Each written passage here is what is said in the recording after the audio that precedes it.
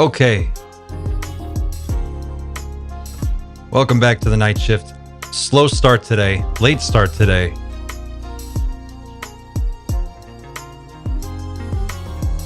Still working out the kinks. Actually, my mom and dad called, so priorities, you know. Show's important, but it's not that important. Gotta talk to mom and dad.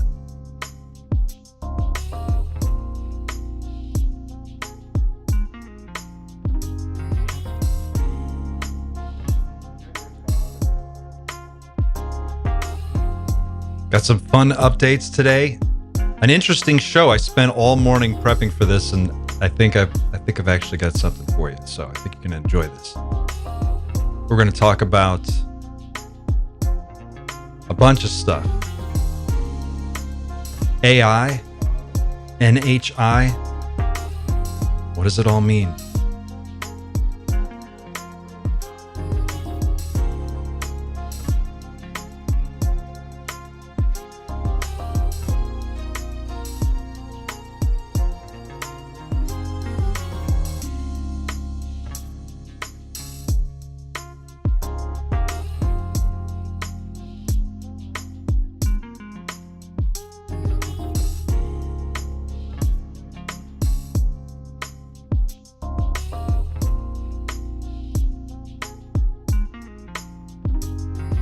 Somehow the chat is set up for members only. I'm going to switch that. I'm going to open that up to everybody. If I can. Can I do it?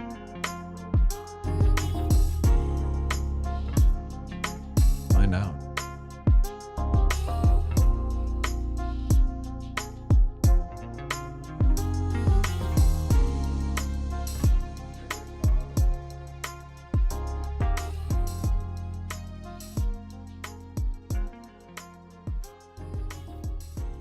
Cool. All right, let's see if I can do this. Can I switch to my main view? Hey, look at that. It's working. This is great. I've got this little Stream Deck over here. New gadget for the studio. This is really exciting because at the press of a button, I have all kinds of little things I can do. It's a new toy. And I've been looking for new toys. So I got, watch this. I have a break screen. Here we go. Go to break.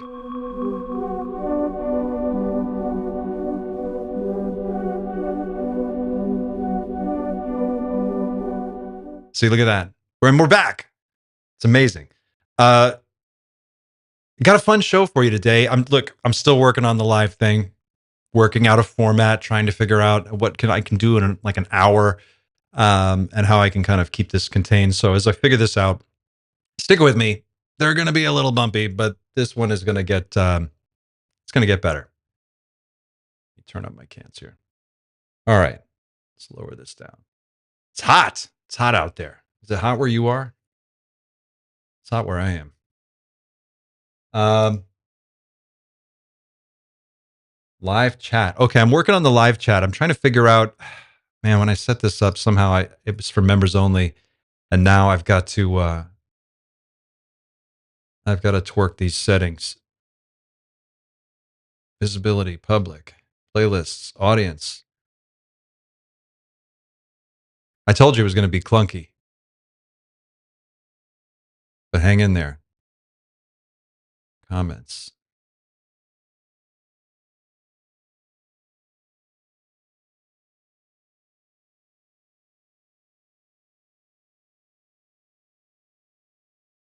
Anyone who can send anyone can send messages now. Hey, anyone. So if you want to send messages, I think I just changed that setting. Alminius, welcome. Good to see you. Glad you're here. All right. So updates, some fun updates. If I pause and I look away, I'm just pulling up my links here. So I've got them all set up, but I just have to get a lot of windows open. Do you do that? Do you have like 350,000 tabs open? I maxed out the RAM on this machine, but now because of that, I just leave all my tabs open all the time. It's probably not the best idea, but I'm definitely not streamlined in that case. All right, let's see if I can switch to my commentary view. Here we go.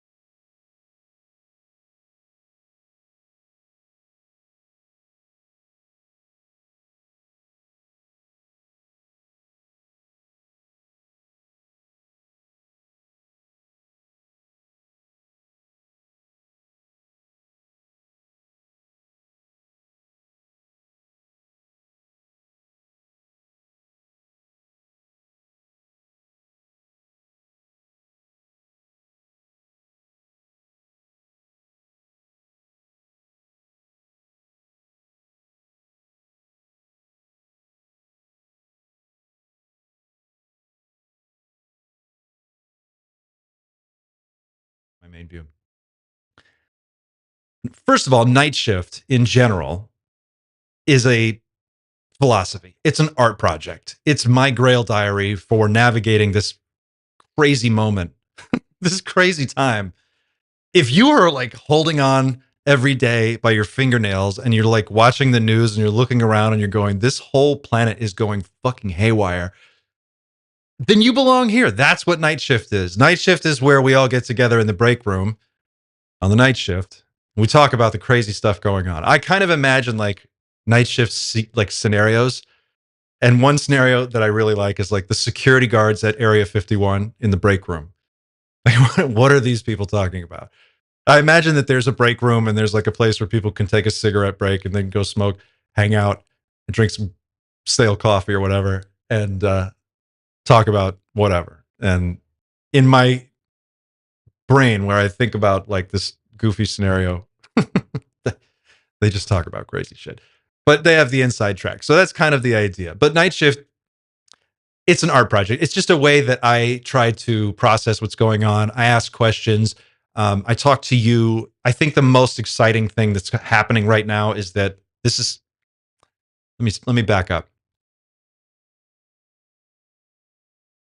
If you're as old as I am or older, then I'm 43. If you as old as I am or older, you remember the time before the internet, which is starting to feel more and more like this weird time that is like ancient history. And like, I was there in 1995 or 1991 or whatever. But the time before the internet, where the cultural events that would take place on a much smaller stage. And so all of us had the same things to talk about pretty much all the time, right? Like TV shows are a great example. There'd be like 3 or 4 hit TV shows at any given time. And they played every day of the, or whatever day of the week they were on at that time. That's when you would watch. Like X-Files was like Thursday at 8:00 or something. You'd go watch X-Files. And then on Friday, you'd go into work and you'd talk to people about X-Files. Or you'd go to school and you'd talk to people about that episode of the X-Files. At least I did. I also didn't have a lot of friends. So that may have something to do with it. But now it's like the way we absorb culture, it's so on demand and it's so bespoke and personalized, which we're going to get to, that it's tough for us to have. There aren't many things that are happening to all of us at the same time in the same reality, right? UFOs are one of those things that are like they're happening, and everybody in the world's kind of like on the edge of their seat, waiting for the other shoe to drop, so we could see like what's at the end of this tunnel. Like, where does this go? Does this end with gigantic skyships over every major city in the world? Does this end with we find out we're all in a simulation? There's an episode of Red Dwarf called shout out to my Red Dwarf people out there, by the way. There's an episode of Red Dwarf called Better Than Life. I think it's called Better Than Life. Check me, Red Dwarf people. But Better Than Life is the one where they wake up from the simulation. They're in this virtual reality simulation, the characters in the show, and they wake up and they find out they're actually they were participating in this VR simulation. And the technician who's bringing these people out of this stasis, whatever you want to call it, while they're playing the game, is just berating them for not knowing how to do the most obvious basic stuff. Like they're playing it on beginner level and just all the things that they missed in the game. They would have made it awesome, but they just were terrible at it. So like if you're not a Red Dwarf person, this means nothing to you. But for the Red Dwarf people out there, this means everything to you. And I think you all know who you are and you know what I'm talking about. But the UFO thing is one of those events that's happening to all of us at the same time. And it's kind of like, we don't know where this thing is going, but we all have a lot of questions. So my philosophy here with Night Shift is let's stoke that conversation. And it's not just me. It's not just about me being a talking head on my channel and giving you what I think. I'm interested in what you think. That's the thing that I'm trying to do here that's a little bit different, I think, than what some other channels do. I want this to be a two-way conversation, and I want your participation in it. To that end, I'm actually changing the format a little bit for these live shows, or I guess I'm not changing it because we're figuring it out as we go, right? But part of the format going forward is going to be, I'm going to kind of base each episode around a question, and I'm going to throw the question back to you. I'm going to give you I'm going to make the case for what I think is going on. And then I'm going to ask you a question. And at the end of the show, you're going to have the question. And then I want you to go into the comments and blow me up and tell me what you think. Give me your answers. And I want you guys to discuss this. I have actually gotten, just so you know, emails from people that are fans of the show, that are fans, not because the show is spectacular, which it is, but they're fans because the fans are spectacular. They're fans because the comments are spectacular. They're fans because you have participated and made this more than just one more talking head on YouTube. The last thing YouTube fucking needs is another middle-aged guy just talking about shit. Like, no one cares. What I care about is that this is fascinating and it's interesting. And I think deep down inside, we're all kids at heart and we would love for there to be mystery in the world, right? And excitement. And I think the UFO, UAP disclosure space is a place for us to find that in our otherwise kind of like boring world, right? Like if you look around, if you're in the States, I don't know, it's kind of blah, right? Like you got a Starbucks across the street from another Starbucks. You got like everything's a strip mall. Every town looks the same. They all have like the same 12 stores. You know, it's just kind of like blah. So if there's a part of you that looks around at all that and goes, I wish we could do better, or I think we can do better, or I want us to start doing better, Night Shift is a place where we have those conversations. We use UFOs, UAPs, the phenomenon, as a way in to a bigger conversation about what does it mean to be human? What does it mean? What do we want it to mean? What does it mean to be human in a world where we're not the smartest thing? We're not the dominant species. We are not can you be in a world and feel a sense of agency and control and feel confident that you're the master of your destiny in the presence of a superior being, a more powerful being? Is it possible? I don't know. I don't think so.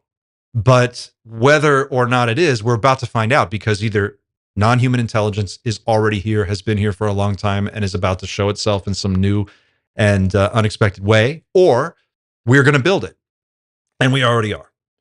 So that's kind of the starting point. And I think that all of these things happening on a burning planet is this is like the most interesting conversation that you can have right now.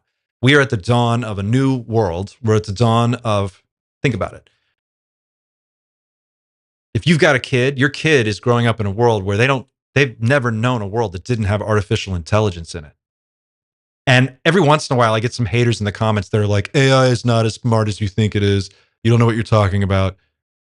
Well, bro, I got news for you. This is the worst it's ever going to be. And with any amount of incremental progress on a long enough timeline, eventually, brother, we are not going to be in charge anymore. Like, I hate to break it to y'all, but it's just not going to happen. There's no way. Now, I hope I'm wrong, and maybe I am. I don't know. I don't have the breadth and depth of knowledge and expertise to really draw firm conclusions about what I'm seeing, but I think I have questions that matter, and I think you do too. And so I think somewhere in the middle of all this, we can work together and we can kind of create that space for us to have this conversation and collectively kind of freak out at all the shit that's going on, because it is wild. It is. Like, just point blank, I'm going to just straighten it out for you right now. If you've ever, and I know a lot of you have talked, we've talked one-on-one in various ways.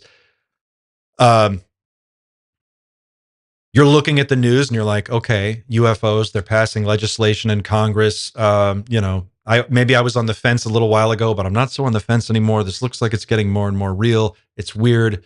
It is weird. It's totally weird. You can feel weird about it. You should feel weird about it. It's important to feel weird about it because it is weird.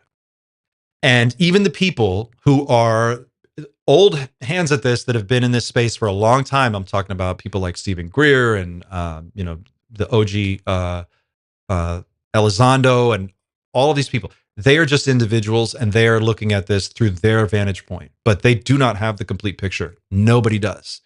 Nobody does. Like really, nobody does, and that's probably on. If anyone does, it's probably 6 or 8 people, maybe 12 total that have the full complete picture. And even that isn't totally complete because it's based on incomplete information. We don't know how many species there are. We don't know what all the various scenarios are. We don't know how this is all going to play out or go down. So no one really knows. And from what we do know, we have to process it as a collective together. We just have to get our heads around it. So that's Team Night Shift. That's what Night Shift is about. That's kind of the spirit, the tone, and the tenor of this channel. That's the whole point. So we've got a Reddit subreddit set up to expand that conversation. I'm working with Brett on setting up a Discord server. He assures me it's possible. He knows how to do it, and he can pull something together that's going to work. He's waiting on me to get him some information. That's coming soon. I'll have an announcement about that. Merch is coming. I promise. I got confirmation yesterday and today that the samples I've ordered have shipped. They're they're in transit to me now, and I should have them by end of week. So my hope is either by end of week or most likely early next week, I will be able to open the store and everything will be good. I just want to lay hands on the stuff and make sure that everything's okay. We're going to be launching with some really cool t-shirts, and we're going to be launching with a cool mug design, and we're going to be launching with a tote. And then from there, I'll expand it based on the kind of feedback that I get from you guys. If you are interested in that, if you want to be a part of the next level of this thing, go to, let me go back to,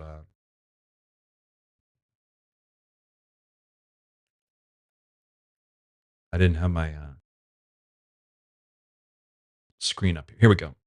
Go to,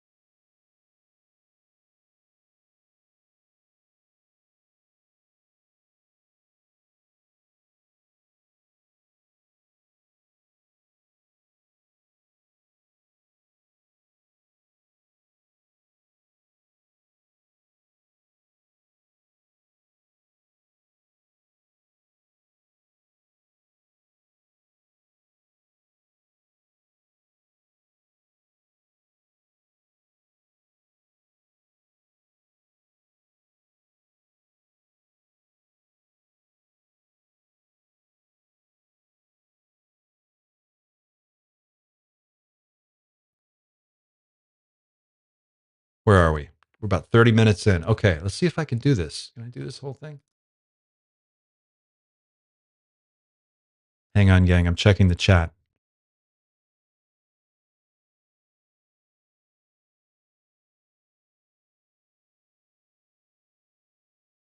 Oh, no. I'm muted. Hold up, hold up.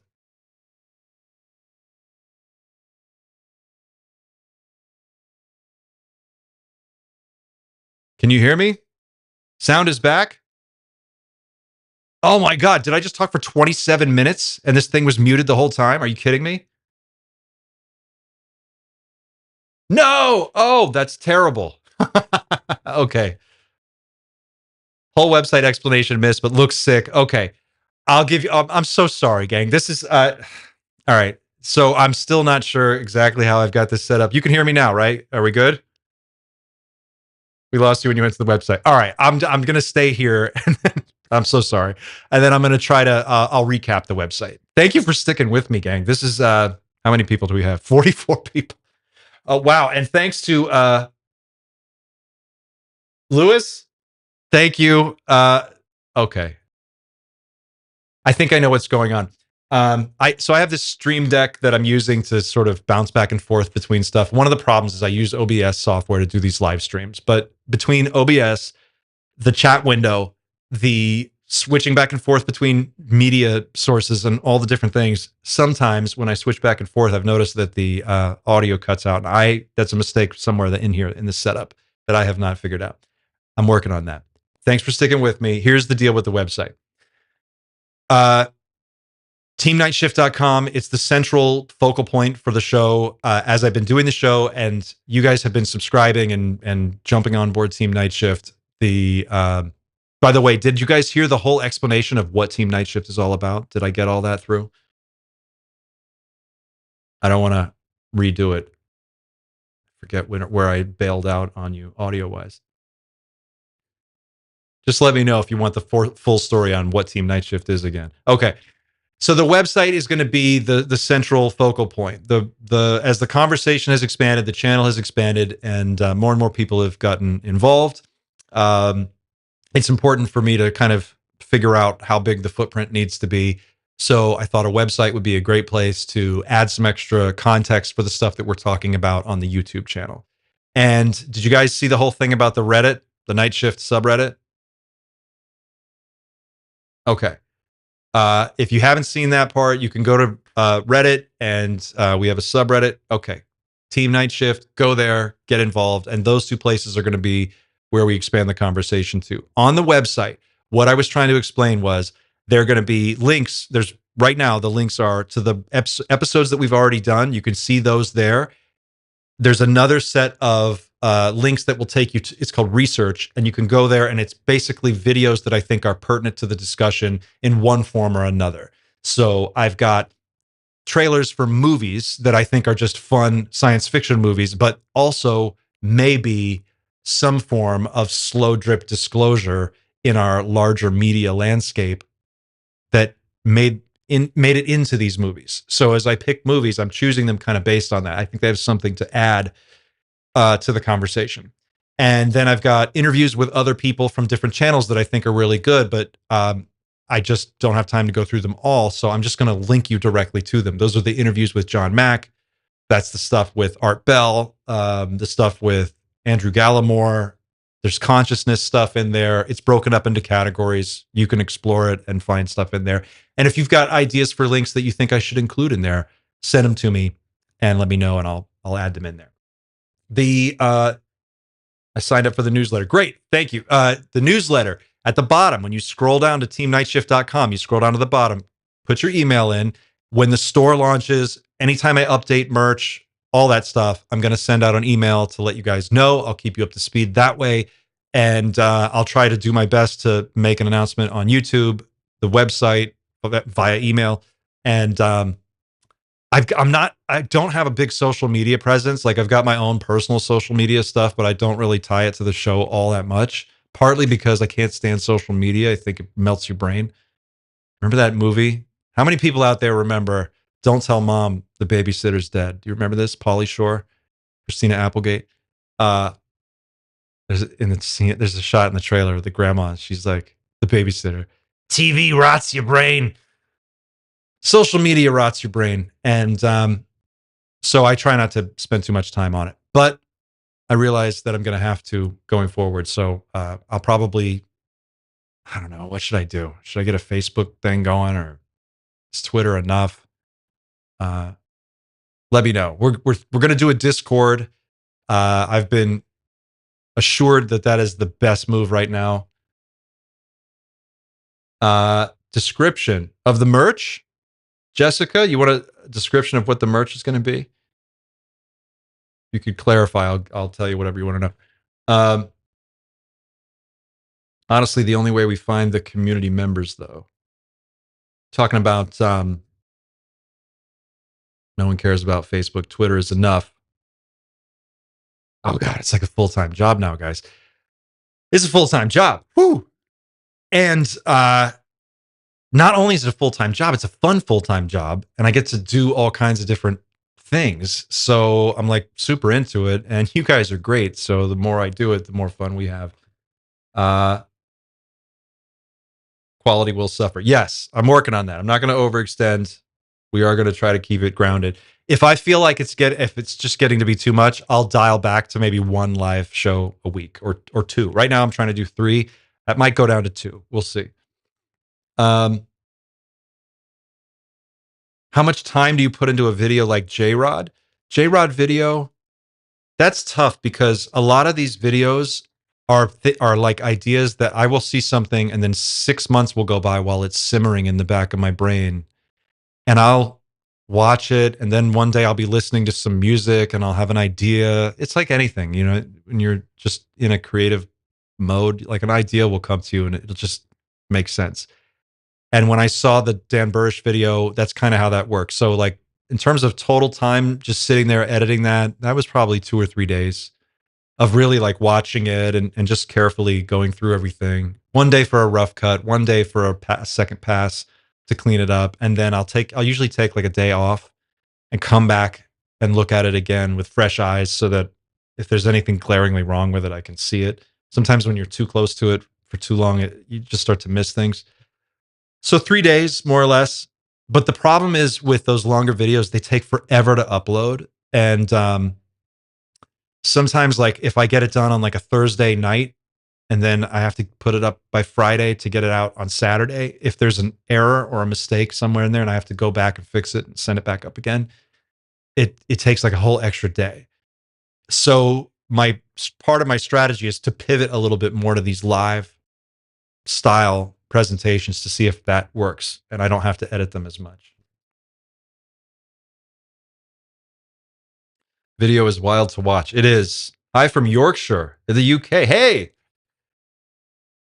uh, we'll hop on and sign up to the website. Thank you, Avi. This is the only social media I do except for a couple of Discords. Well, we'll have one more Discord for you. Okay, so what else? We talked about the website. We talked about the subreddit. We talked about merch that's on the way. I assure you it's going to be beautiful, but I just have to sign off on it first. Super excited for you guys to see this. Okay, so that brings me to today's show, the whole point, right? We're like 40 minutes into this. I still haven't gotten to the point. My strategy going forward is going to be to try and tie together what's happening in the UFO space to other things that are happening outside of the UFO space. I don't know if that makes sense, but we're going to give it a go and we'll see how this goes. Yeah. What's up? What is that? A bat icon? Nice. Night shift. I need a bat. I need to work a bat into this. So today we're going to talk about this photo that has been making the rounds on the internet about of a crash retrieval that happened, and we're going to look at that. There's been some recent controversy about that photo, and we're going to talk about how that ties in to artificial intelligence and why I think that's important for the larger conversation that we're having right now. Oh shoot, I have to. I've got to do this here. Let me see if I can do it this way. All right, I don't want to switch screens and lose audio again, so give me like 3 minutes here, and I'm gonna do this a different way. Boop boop boop.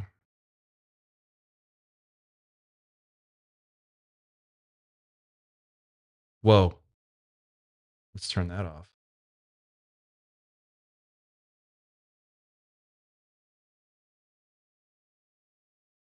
I thought I was hot shit before I started this. I was like, I'm so organized. I've got my Stream Deck. I'm ready to go.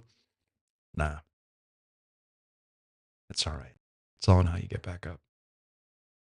All right, let's see now. We got this. Now let me scale that.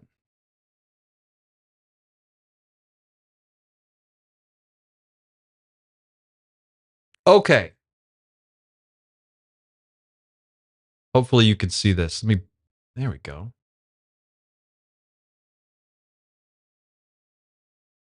Now we're gonna do not that.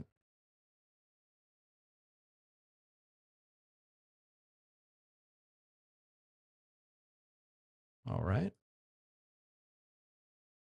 Bonk. And let's put this logo back up there. Okay. You should be able to see this. So this is the photo. This is the director of MUFON. Get this out of here. MUFON director reveals supposed authentic photo of crashed UFO. I want to hide that, but can't. So we'll just do this. Too many cameras going. There we go. All right, something like that. MUFON director reveals supposed authentic photo of crashed UFO. So this was a couple of days ago. This was on this one went up at the 26th. That's today. Oh, it's been updated. Last updated. So this was a few days ago. This is a photo. See if I can blow it up for you. There you go. And what you can see here is that there's this crash, what appears to be a crash disk, and then there's some figures in the foreground, and there's some trees in the background. And supposedly, according to this article, it says this week MUFON announced that it will present this July at its annual symposium details about a case of UAP materials it recently received from Russia, which is being called the most important UFO related presentation that the MUFON has already done it. This is translated. So this was actually covered on Patrick's channel, Vetted. Patrick is a friend of the show, a personal friend, and just a cool guy. And Vetted, of course, you all must obviously know what Vetted is. Vetted is probably one of the bigger podcasts that's out on YouTube right now. And he's killing it over there at Vetted. But he did an episode on this. I'll link to it in the show notes. You can check this out. And if you haven't subscribed to Patrick's channel, go over to Vetted and subscribe because he's great. And I have to get him back on night shift to do an interview. We did an interview a while back. It was a lot of fun. And a bunch of you have been asking to get Patrick back. So I'll reach out. And if he's not too big, maybe he'll come back and join us. But he's blowing up now. So he's super busy. I think he's still doing it every day too, right? I don't know how he does it every day. It's crazy. So this is the photo. It was put out there. And then shortly after that photo came out, somebody on Reddit posted this.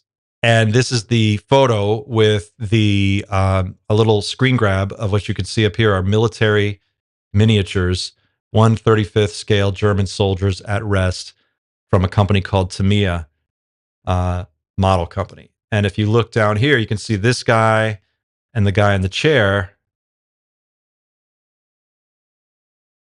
Whoops, there we go. That's what we see right here. There's this guy wearing the hat standing there. And it definitely looks like this could be a fake. When you Google this or DuckDuckGo, which I recommend, military miniatures, 1/35th scale German soldiers at rest, it comes up. Tamiya, here it is.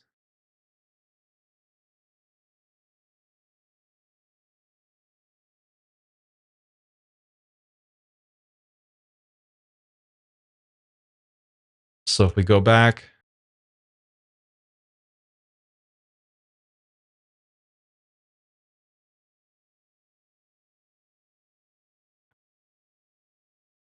I don't know.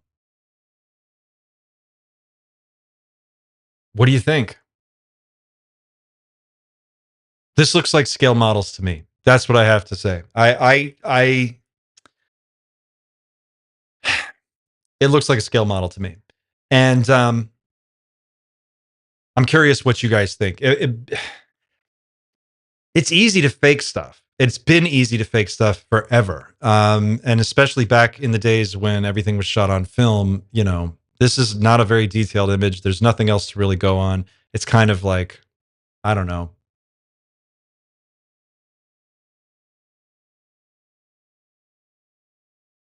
I just think, to my eye, that looks like it could have been staged with some scale models and then shot, and who knows. So if anyone's got more thoughts on this, let me know in the comment. But the bigger point here is that this is a controversy now, and that's kind of the main point I want to discuss.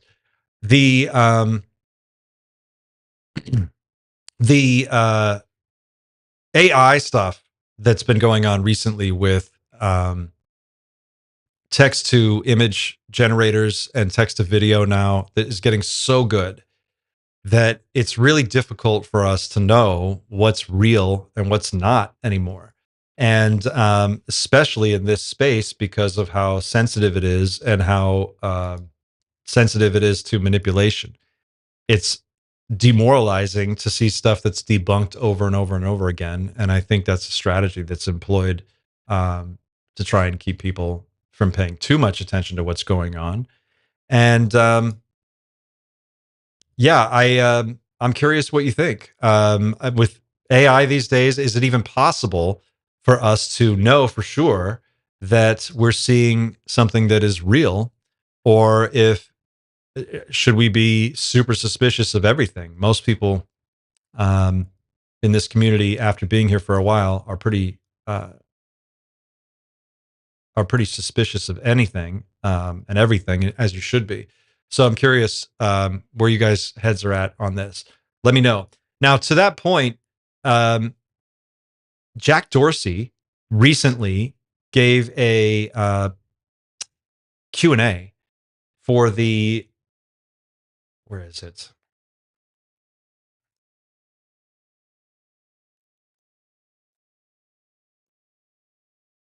I'll show you.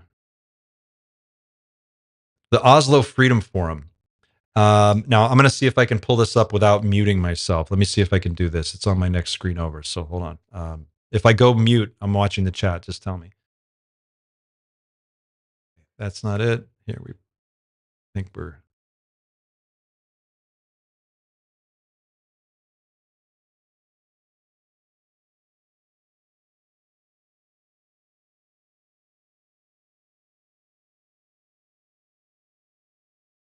All right, can you hear me now?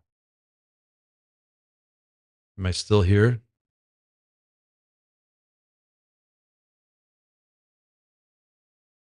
Yeah, who would be passionate to fake hundreds of photos a month? AI changed that, of course. Yes, 100%.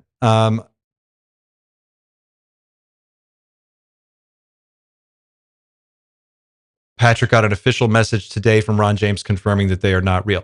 Okay, so here we go, and you can hear. Great. So the problem is we don't know what's real, and we don't know. We never really, for sure, could say with certainty what was real and what was not real. And oh man, this is so much easier now that I can bring this up without going muted. Hang on, let me switch over to here. So prior to all this, the best UFO photo is this Calvin photo. This is the one that up until recently, and I think still to this day actually, is considered the number one photo. This was a photo that was supposedly lost for a number of years, and then it was rediscovered. And the gentleman, this is from Newsweek, best UFO picture ever. found after 30 years missing. And if you scroll down, here's the retired RAF officer Craig Lindsay had held onto a copy of the original picture taken by the two hikers for 32 years, waiting for someone to ask about the case. So supposedly this was shot by two hikers who were passing by and happened to look up and see this gigantic craft being escorted by what appears to be a fighter jet. And one of them had a camera and it was set up and ready to go. And they just snapped this photo and here it is. If this photo is real, it means that this craft is enormous and it looks to be that way. And it's being escorted by this fighter jet.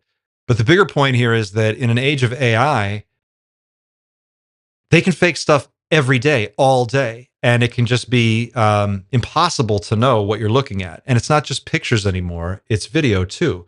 So check this out. Close it. Oh, that's not what I want. Here we go. This is a clip of Justin Timberlake. If you've been following this, got arrested, got a DUI. He drank like pure grain alcohol or something and then got in his car and went for a drive. Got arrested, and his mugshot is up all over the place, and it's everywhere. This is what happens with AI. So someone took that mugshot, fed it into an AI, and then created a clip. And I'm going to show you the clip now. Check out how amazing this is.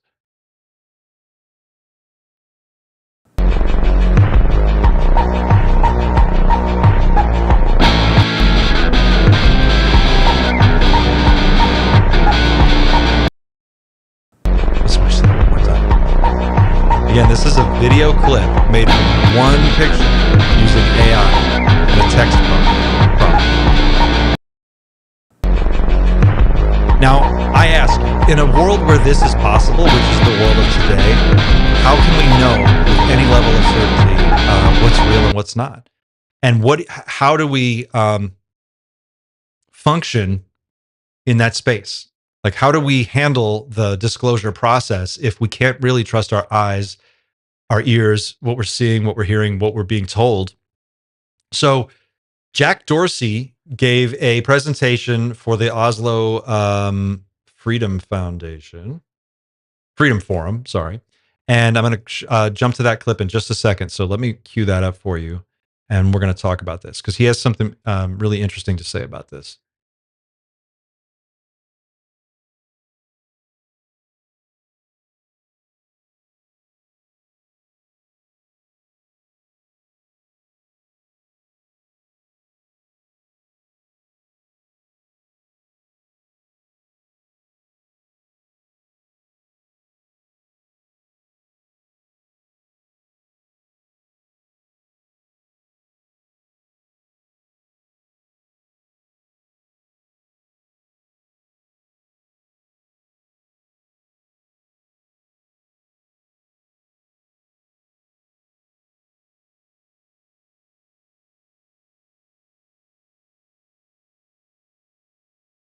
Hang on.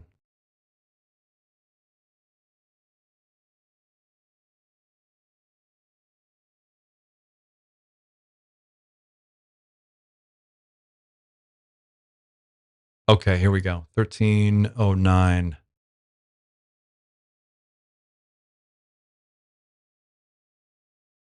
All right, check this out. So this is a great question. Jack Dorsey, the founder of Twitter, speaking to the Oslo Freedom Forum about artificial intelligence and where it's going. I've been talking about this a lot on the channel recently because I think it's super important. I think AI is at a point where it's going to completely change the way that we deal with the UFO NHI disclosure situation.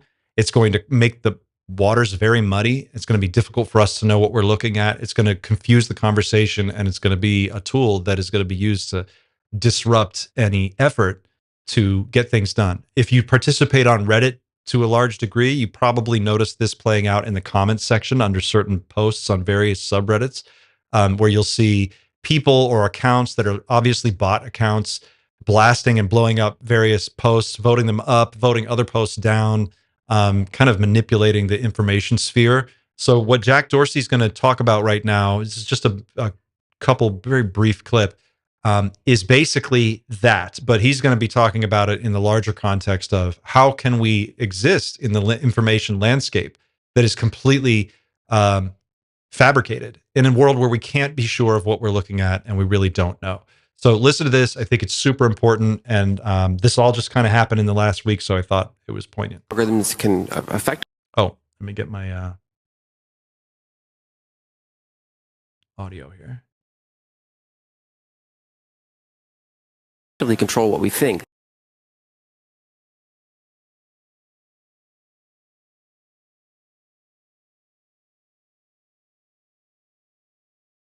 They can show us.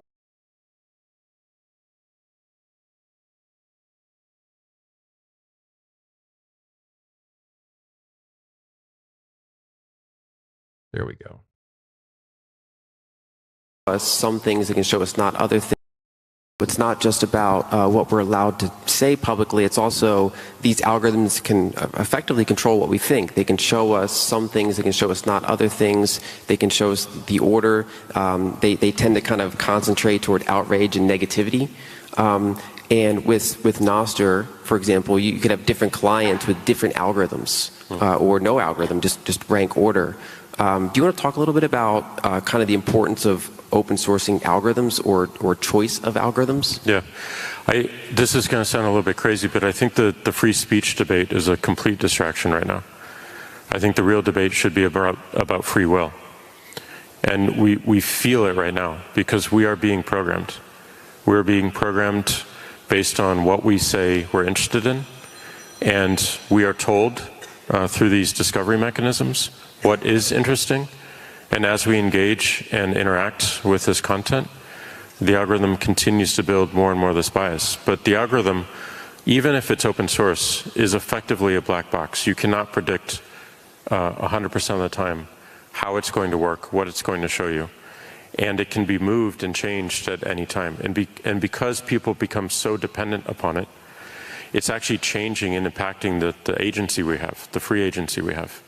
And I think the only answer to this is not to work harder at open source in algorithms or making them more explainable about what they're doing and why they're doing it, but to give people choice. Give people choice of what algorithm they want to use from a party that they trust. Give people choice to build their own algorithm that they can plug in on top of these networks and see what they want, and they can shift them out as well. And give people choice to have really a marketplace around an algorithm that you can choose. I want to use this for these reasons. I don't trust that party anymore, so I'm not going to use this, or I'm not going to use anything at all. I want to be the discovery mechanism. And that's really the biggest problem and why these corporations became so large and so valuable is because they solved the discovery problem on the internet. We talk a lot about the public square. But the public square cannot be owned by one company. The public square, by default, is the internet. But the problem with the public square is it's very hard to discover and to be matched with the things that you're truly interested in. And that's where the value of a Google came in. It helps you discover. That's where the value of a Facebook, it helps you discover your friends. The value of a Twitter helps you discover news and interesting content of the day. But if we can solve the discovery problem in an open source way, in a free agency way, that you get to choose how you see the world and what algorithms you're using, and you know more or less how they're working, and that you can turn them off and see everything, that's really powerful, and that's what we need. And we just haven't seen a lot of motion there. Twitter took the first step some time ago when we enabled you to turn off the algorithm and just see who you're following. But the problem with that is you miss tons and tons of content because there's just millions and billions of tweets going by, and you need some help. But to be able to trust the help, I think you need to be able to choose it and have agency over that. Otherwise, it really is attacking free will. It's programming how we think, and we can resist it all we want, but it knows us better than we know us because we tell it our preferences implicitly and explicitly all the time. And it just feels super dangerous to continue to rely upon that without choice. On the topic of AI, which is pretty hyped up lately, open sourcing that has also been a topic. So you get the idea. How do you know? Forget censorship. I mean, censorship is a huge problem, but the next dimension, the next level of censorship is going to be not censoring anything, just creating a bespoke reality and then pumping it straight like mainline right into your brain through your social media channels, through your consumption of online digital media. And the thing that's going to be supercharged by AI, it already is being, so I say it's going to be, but these things are already happening. This is the real problem. They've been happening in the background for a long time. It's just now we can kind of see it. And when we can use something like a ChatGPT or a Claude AI, we experience its power. And it's a little shocking at first. Like the first time I actually sat down and tried to have like a real conversation with an AI, and I was there for like 40 minutes just typing questions and getting answers and doing this.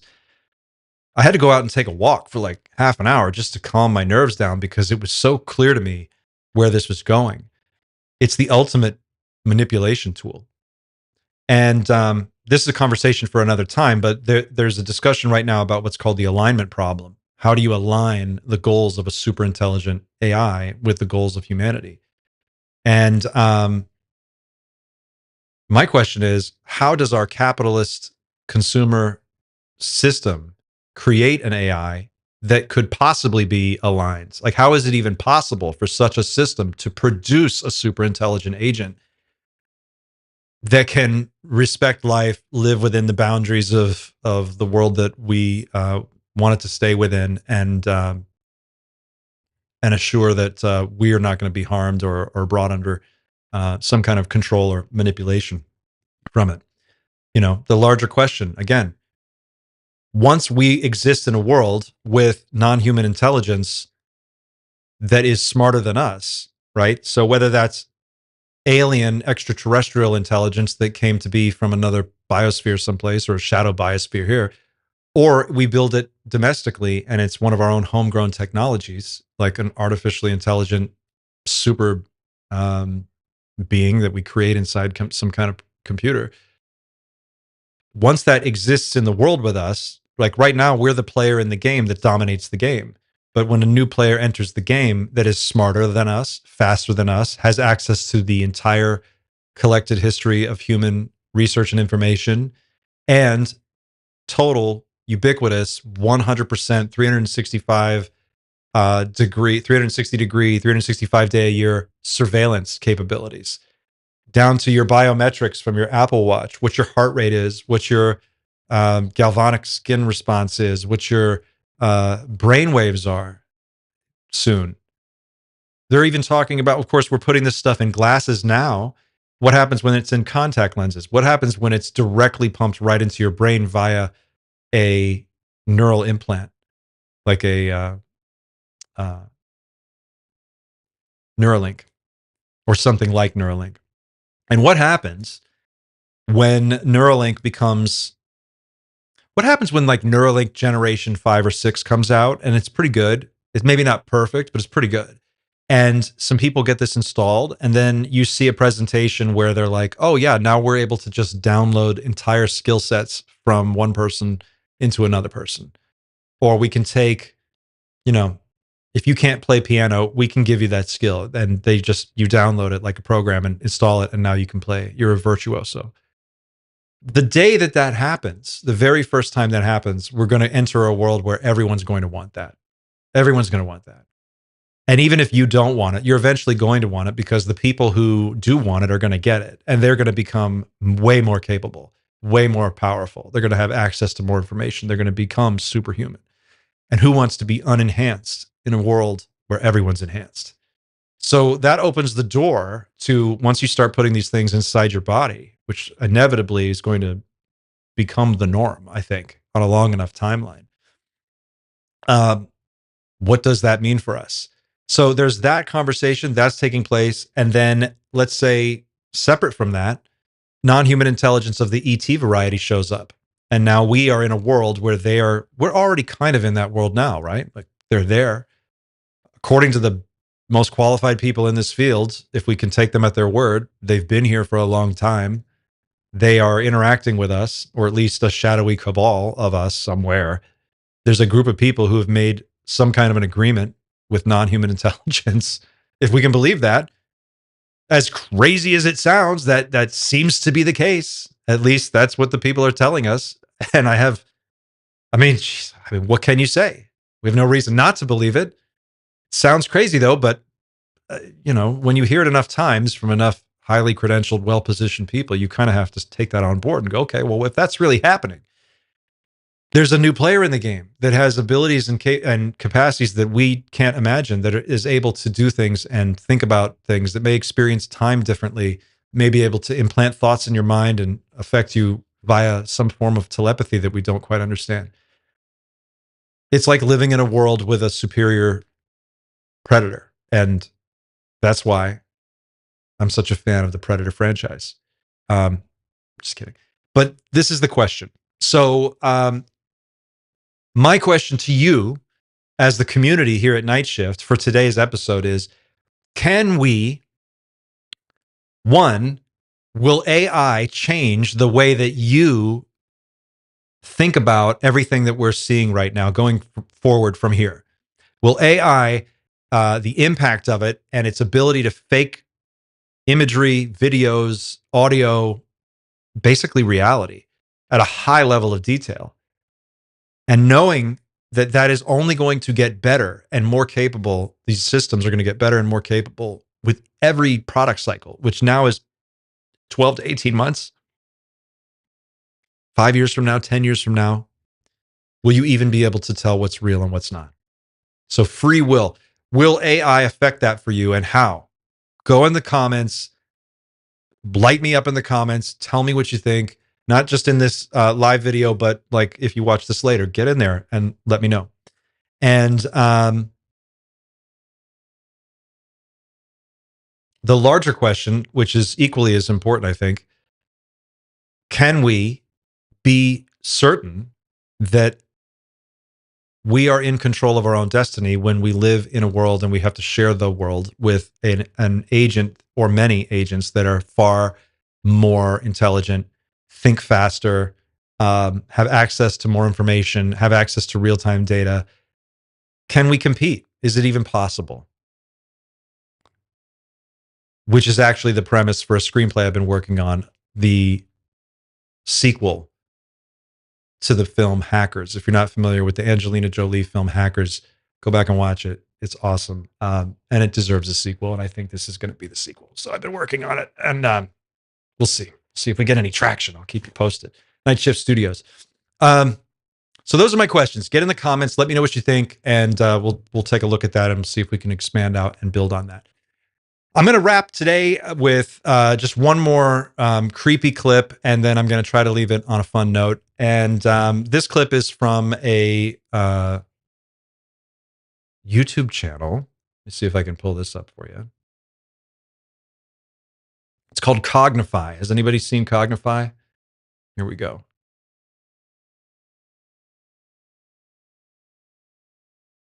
Just want to minimize that one. There we go. Oh, cool.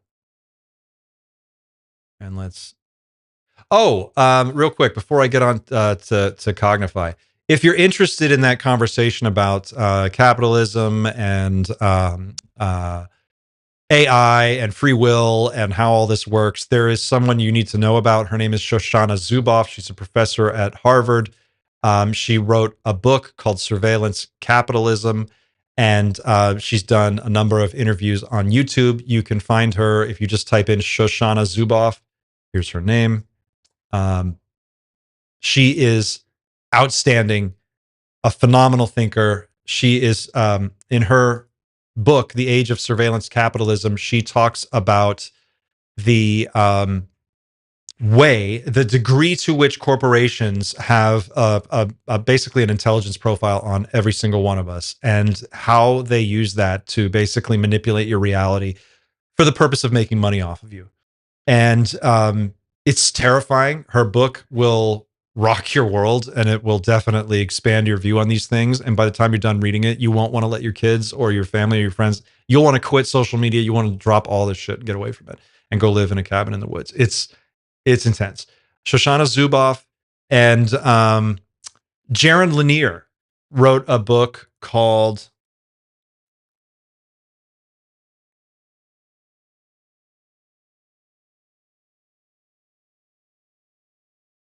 where is it?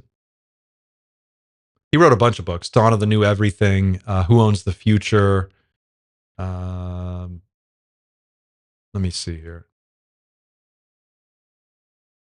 Here's Jaron's page.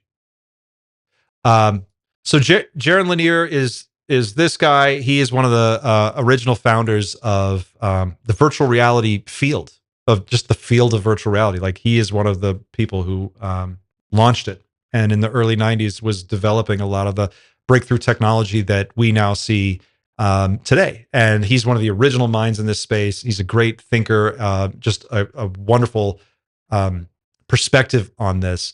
And he comes from the generation of the early internet that was much more focused with how it could improve the situation for mankind, humanity at large, by just being this big open source sort of like public square. And when the internet was in its infancy and beginning to mature, there was a period in there where it was very much sort of the Wild West and just an open frontier. And you could find amazing things and have wonderful discussions, but it wasn't dominated by 4 or 5 or 6 gigantic mega corporations. And Jaron Lanier wrote a book called 10 Arguments for Deleting Your Social Media Accounts Right Now. And in that book, he talks about why it's important to detach yourself from these algorithms, because they are literally changing your brain. They're changing the way that you perceive the world, and they are manipulating you in ways that we don't really fully understand the impact of yet. So his book, 10 Arguments for Deleting Your Social Media Accounts Right Now, and Shoshana Zuboff, watch her interviews on YouTube, check out her book, The Age of Surveillance Capitalism, and that will give you a lot to chew on. It's really, really cool stuff. Now, on to Cognify. Cognify is here we go.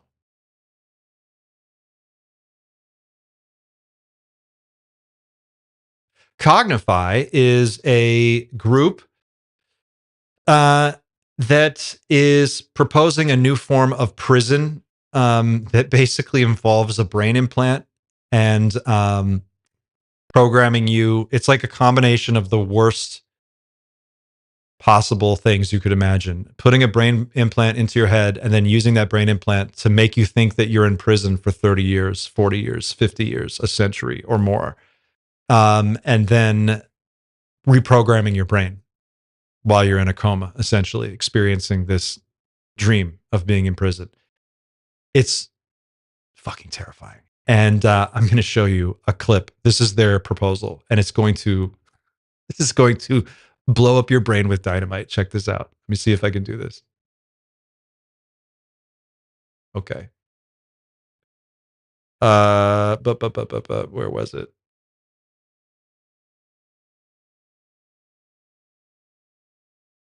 Okay. Here we go. You can still hear me, right? Can everybody still hear me? Let me just check. Where am I at?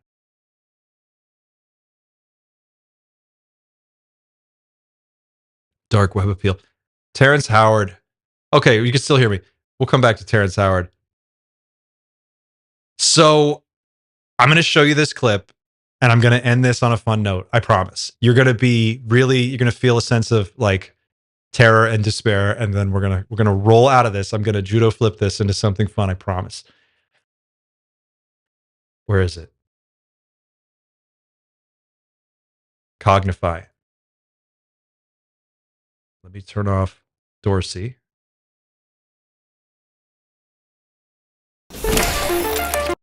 Okay. This is going to blow your mind. Welcome to Cognify, a facility designed to treat criminals like patients. Instead of spending years in an actual prison cell, prisoners could finish their sentence here in just a few minutes. Cognify could someday create and implant artificial memories directly into the prisoner's brain. These complex, vivid, and lifelike memories are created in real time using AI-generated content. Depending on the seriousness of the subject's crime and their sentence, the memories could be tailored to the rehabilitation needs of each subject. The artificial memories implanted by Cognify would be seamlessly incorporated into the existing neural networks of the brain, preventing cognitive dissonance and ensuring the subject experiences the memories as if they were real. The Cognify concept offers a new approach to criminal rehabilitation, transforming how society deals with offenders by focusing on rehabilitation rather than punishment. First, the prisoner is given a choice, either spending tens of years in a prison cell or seeking fast-track rehabilitation through artificial memory implantation. If the prisoner That's no fucking choice at all. Are you kidding me? Like, that's no choice at all. You're not giving anyone a choice. Like, you're just making them do this and you're making them feel awful. That's awful. This is so scary. To undergo fast-track rehabilitation, the Cognify device is used. Next, the prisoner undergoes high-resolution brain scanning to create a detailed map of their neural pathways. This brain map helps guide the Cognify device to target specific brain regions responsible for memory, reasoning, and logical thinking, such as the hippocampus, prefrontal cortex, amygdala, parietal lobe, and anterior cingulate cortex. Once the target brain regions are identified, Cognify is then placed around the head of the prisoner. The intensity and the type of artificial memories is then adjusted depending on the crime. Inside the criminal's mind, time would pass differently, slower than in real life, making them experience years' worth of artificial memories in just a few minutes. Synthetic memories are customized depending on the crime committed and the unique brain structure and psychological profile of the individual. Violent offenders could experience memories that are designed to trigger empathy and remorse, seeing their crime from the perspective of their victim, feeling their pain and suffering firsthand. Some memories are designed to trigger consequences and trauma. Such memories could simulate the long-term consequences of violent actions, such as the grief of the victim's family or the physical and emotional trauma endured by the victim. Artificial memories could cover a wide range of crimes, including domestic violence, hate crimes and discrimination, embezzlement, insider trading, theft and fraud. Cognify It's never going to cover that shit because no one ever gets arrested for embezzlement, insider trading, or fraud. That doesn't happen. This is going to be used on poor people, and this is going to be used to on political prisoners. They would have put Julian Assange in this, guaranteed. Emotion regulation system could modulate neurotransmitters and hormones to induce specific emotional states, such as remorse or regret, which is crucial for rehabilitation. Real-time monitoring and feedback mechanisms could track the prisoner's neural responses throughout the process, allowing the system to adapt and optimize the rehabilitation in real time with new visuals, sensation, and realistic AI-generated content. To ensure the long-term effect of the therapy session, the memories could become permanent, fully integrated into the subject's mind, as if they were part of their own personal experiences. While subjects are undergoing therapy session, valuable data are collected from all the prisoners into a central computer for scientific research, which will help understand the criminal mind and determine the best approach to tackle crimes in society. Fuck that. Absolutely not. No fucking way. Full stop. Like, if this shit ever gets deployed, we need to do something. Like, this is not okay. People are thinking about this. This is on someone's radar. And I guarantee you that even though this stuff isn't possible today, it will be possible. It's going to be possible on a long enough timeline. And I don't think it's going to be that far in the future because we're using these advanced AI tools to build the next generation. And the product cycles that we need to get through to get from where we're at to this, it's not going to be that many. Eventually, this is going to happen. If we have full dive, completely realistic, immersive virtual reality, this is going to be possible. And as soon as it is, you can bet your ass that the billionaire class is going to be looking at this as a way to pacify all of us. So heads up, like, this is on the radar. It's coming your way soon. AI-driven analytics could enhance the device's functionality, optimizing future procedures based on gathered data and insights. Cognify could feature encrypted storage for sensitive prisoner information and rehabilitation data. A compact and portable design would allow Cognify to be used anywhere in the world. It would be constructed with durable materials to withstand frequent use. Its energy-efficient design would ensure long operational life, reducing the need for frequent recharges. It would have the ability to integrate seamlessly with other prison systems, like security cameras and biometric identification. Once the therapy session is concluded, family members of the subject could be provided with a comprehensive report on the new artificial memories that have been implanted, offering them a chance to adjust to the subject's new, positive personality traits. This is a re-education tool. What do you think Xi Jinping is going to do to the Uyghurs with this? If it's not already like on their drawing board, it's definitely going to be. What's going to happen when the wrong person gets elected and suddenly whatever political affiliation you think you have isn't the correct one anymore, and they knock on your door and you get a call one day and it's like, hey, come on down. We need to hook you up to the re-education machine. Like, all right, let's keep going. The subject is then released back into society to start a new life away from crimes. The Cognify concept could revolutionize the criminal justice system by significantly reducing the need for long-term incarceration and its associated costs. Traditional prisons require substantial budgets for construction, maintenance, staffing, and prisoner care, including food, healthcare, and rehabilitation programs. By replacing extended prison sentences with brief, intensive rehabilitation through artificial memory implantation, the costs of maintaining prison facilities and supporting inmates could be drastically lowered. Who decides what the memories are that are going to be implanted in these prisoners? Who would decide that? And why would they stop with prisoners? Why wouldn't they just do this to everybody? What happens when it's like, oh, we're going to do school this way too? We're going to just upload your entire education, and we're going to slip in a few extra things while you're out. The funds saved from reduced incarceration and recidivism rates could be reallocated to other critical areas. These might include education, healthcare, infrastructure development, social welfare programs, or research and development initiatives that benefit society as a whole. By rehabilitating offenders more quickly, Cognify could enable them to reintegrate into society sooner and contribute to the workforce. This increased... I don't want to contribute to the fucking workforce. No one does. Like, why are we... This is billionaire speak. This is...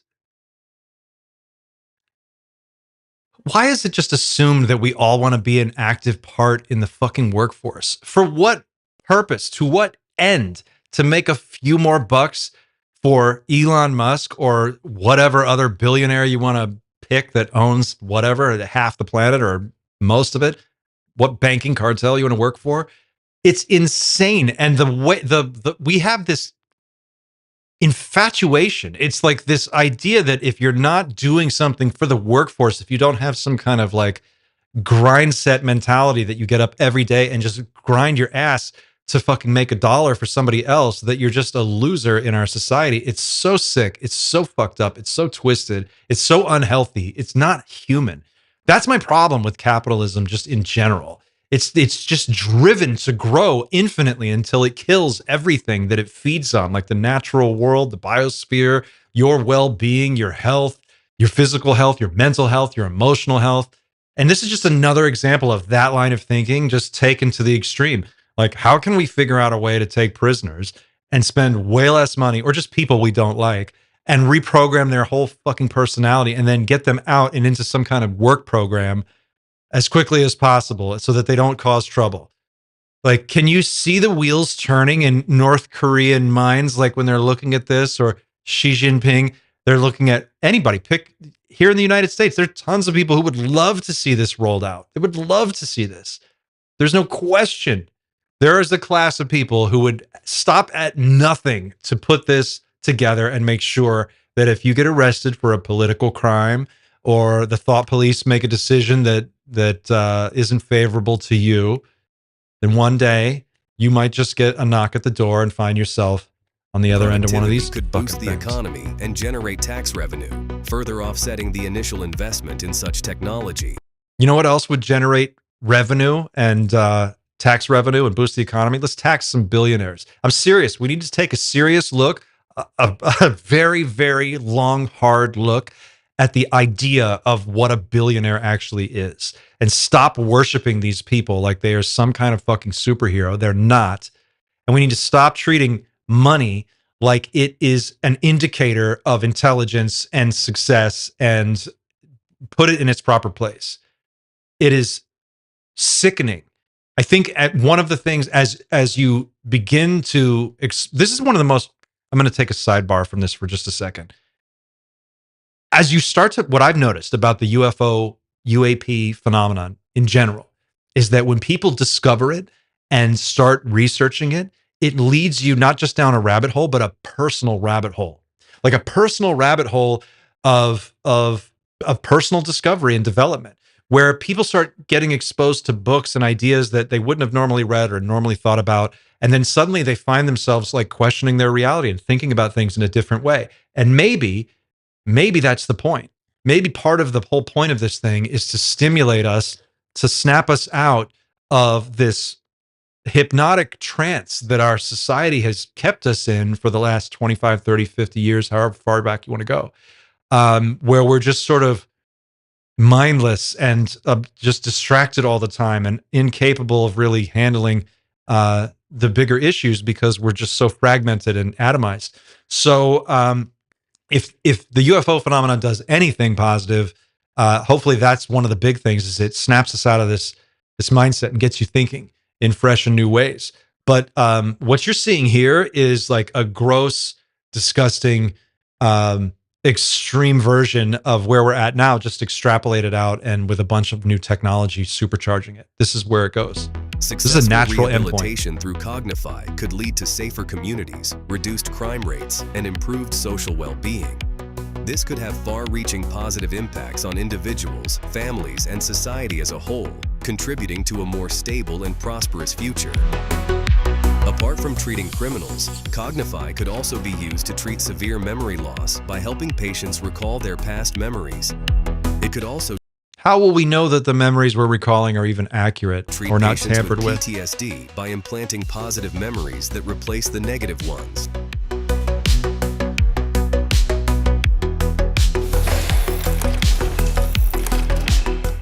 So this is from Hashim Al-Ghalili. Gali? I don't know if I'm saying that right, but technologist, futurist. He's got a YouTube channel. This got posted 2 days ago, I think. And this is the video that has been kind of making the rounds on the internet today. And it's just god awful. Yeah, Total Recall, right? Total Recall. There's a great scene in that where Quaid, Arnold Schwarzenegger, he's at work and he's thinking about going to Total Recall and getting a memory implant. And his friend is like, don't fuck with your brain, pal. It ain't worth it. Don't fuck with your brain. I'm telling you, when this technology gets to the point where they want to put it in your brain, we need to really take a big step back. And we need to say, you first, Elon. You first. And then we'll talk. But I need to see Elon. I'm going to need to see Bezos. I'm going to need to see Zuckerberg. I'm going to need to see all these guys. You go get your brain implant first, and then we'll talk. But I don't know if I'm just going to sign up to that. And yes, if you're thinking Total Recall, Terrence, you were right on the money. But I'm going to throw a curveball your way, because Hashem did not invent this concept. This is not an original concept. This is an older science fiction concept that's been around for a while, and it was best explored in the 1993 hit summer action science fiction movie Demolition Man, starring Sylvester Stallone and one Mr. Wesley Snipes. And I thought, we're going to end this thing on a fun note. We're going to watch the trailer for Demolition Man. If you have not seen Demolition Man, I am going to change your life today.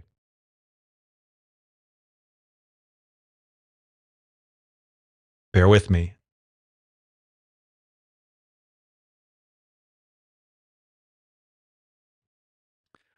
We're going to talk about Demolition Man in just a second.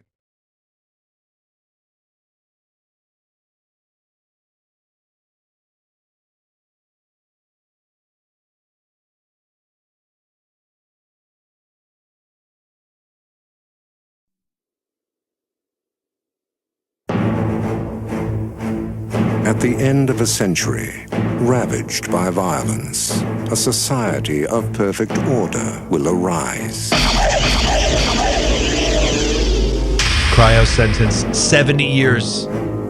Criminals will be frozen and reprogrammed in cryogenic prisons. The prisoners are ice cubes. Their criminal instincts are being reprogrammed as they sleep. Aggression and deviant behavior will be totally eliminated. Eternity. Simon He's Phoenix. a criminal the likes of which you have never seen. In a bad time, he was the worst. He was the worst. Oh, I'm shit. gonna love running this place. But in the year 2032, This morning, Simon Phoenix escaped from this cryo facility. We are quite Sandra frankly Bullock. not equipped to deal with the situation. amidst a world of peace and calm, We're police officers. We're not trained for this kind of violence. How was the fiendish Simon Phoenix apprehended back in the 20th? In the end, it took just one man, John Spartan. John You mean the fucking Spartan. Demolition Man? The conditions Yeah, of that's your exactly parole are who we're full talking about. reinstatement into the SAPD and immediate assignment to the apprehension of Simon Phoenix. two mortal enemies Just dropped in to say hi. from another time Pass is over, John. Time for something new and improved. Oh, hell. will be unleashed on a future that isn't big enough for the both of them.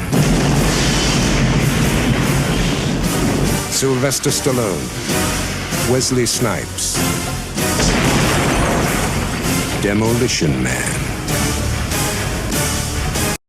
Boom, Demolition Man. Go get some, because that is a summer movie that they just do not make them like that anymore. That is worth every penny. In fact, I have that on DVD, and if the power ever goes out and I can run a generator and run my TV and a DVD player, I have Demolition Man on standby because it's that good. So Demolition Man. They really don't make action movies like that anymore. There's no more one-liners. If they do try it, it's lame. Stallone is awesome. I mean, people give him a hard time, but Stallone is amazing. Demolition Man's great. Total Recall's great. I'm telling you, 1993, the summer of 93, great year for movies. I just don't make them like that anymore. And you know the other big complaint I have? Can I go back here? Main view.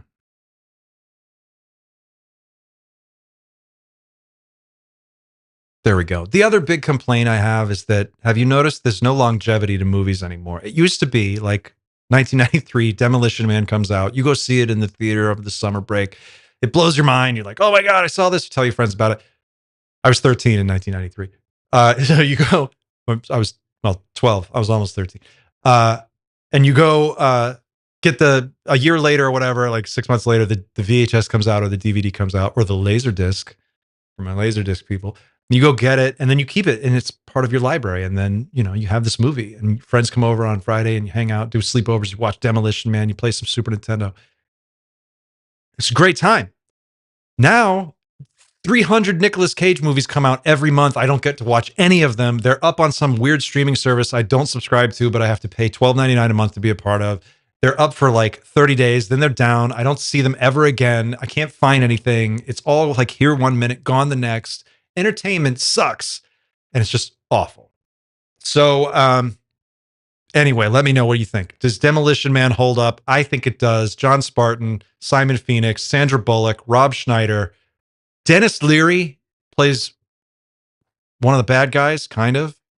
Not the bad guy. 3 Seashells. Come on, people. Didn't Speed come out the next year? I think Speed was 1994. Speed was the next summer. Phew. What do you think? Does it hold up? Are you a Total Recall or are you a Demolition Man person? Where are you? Are you Arnold? Team Sly Stallone? Team Van Damme? Where are you? Let me know what you think about this. Thanks for watching, guys. I'm going to go ahead and wrap it there. I got a late start. We had some technical difficulties. It was a little clunky getting going, but you guys stuck it out with me. Thank you. I'm sorry for the muted 15 minutes in there where nothing came over audio, but I'm going to try again on Friday. I think we'll get We'll smooth it out. In the meantime, go over to teamnightshift.com, get on that mailing list, scroll down to the bottom, put your email in. Thank you for doing that in advance. I'm going to send out that alert when the store is open and active. You'll get a heads up from me. Check out the Team Night Shift Reddit subreddit. Go there, become a member, get involved, start posting stuff, share some links. Let's get that conversation going. And light me up in the comments. Let me know what's going on. You guys, your feedback is great. I've been getting a lot of feedback the last couple of days. If it takes me a little while to follow up or respond, please don't take that as a personal thing. I don't mean to take a long time. It just sometimes it takes me. Like, I'm not going to get to any of the stuff that comes through today until tomorrow, probably around like noon by the time I actually sit down and start responding to comments. So hang in there. I read them all. I do try to respond to every single one that I can. I'm doing my best. Thank you for supporting me. If you want to help out the show, you certainly don't have to, but if you become a member of Team Night Shift on the YouTube channel, you can click join and you can sign up for a membership there. You just throw in like, I think it's $2.99 a month or $4.99 a month. You can become a member. There's 2 levels. You can support the show, kick in a few bucks. That helps me put these things together. And it means a lot. Thank you so much, everybody. I'll see you on the next one. And let's see if I can close out without messing this up. I'll see you on the next one. Keep looking up, everybody.